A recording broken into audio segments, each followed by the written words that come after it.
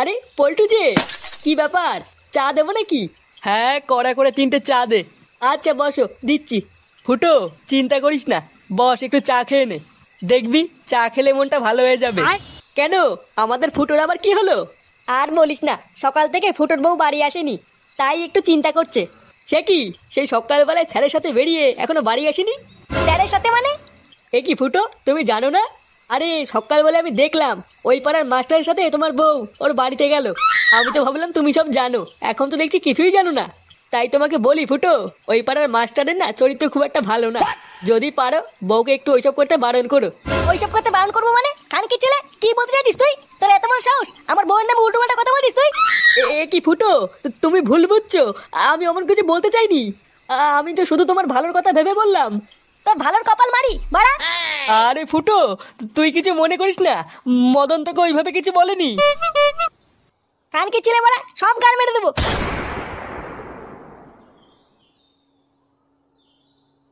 এই গার মেরেছে, ফুটো তো খচে গেছে।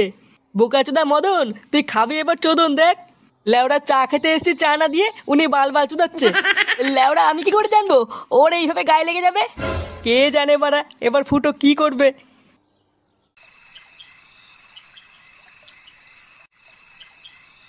আহ, কি মজা! মা গো, আমার মা, আমায় একটু দেখো মা।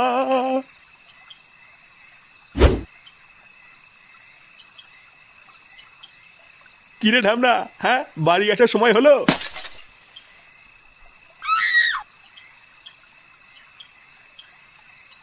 কি হলো ব্যাপারটা?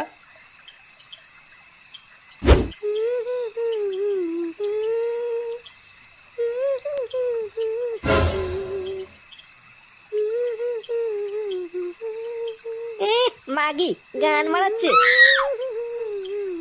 না বাড়া, আজকে কিছু বলা যাবে না। কালকে ওরা পিছন পিছন যেতে হবে, দেখতে হবে কোথায় যায়, তারপর গান ভাঙছি।